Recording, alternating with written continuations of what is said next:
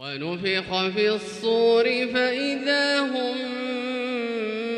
من الأجداث إلى ربهم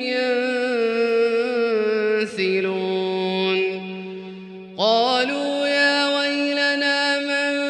بعثنا من مرقدنا هذا ما وعد الرحمن وصدق المرسلون إن كانت إلا صيحة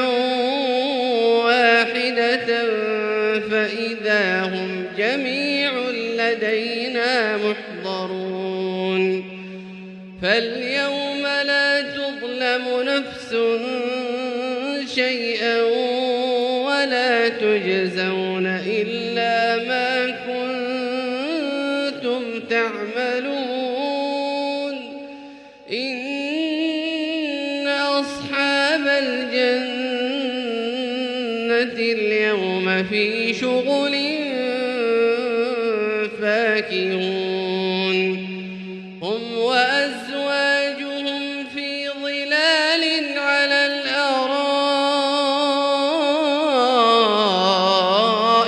متكئون لهم فيها فاكهة ولهم ما يدعون سلام قولا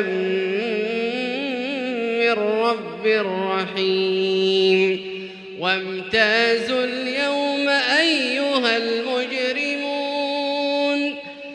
ألم أعهد إليكم يا بني آدم ألا تعبدوا الشيطان إنه لكم عدو مبين وأن اعبدوني هذا صراط مستقيم ولقد أضل منكم جبلا كثيرا أفلم تكونوا تعقلون هذه جهنم التي كنتم توعدون اصلوها اليوم بما كنتم تكفرون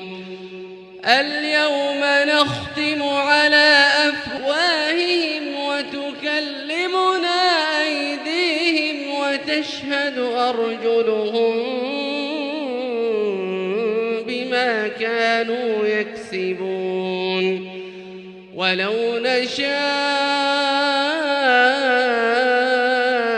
لطمسنا على أعينهم فاستبقوا الصراط فأنى يبصرون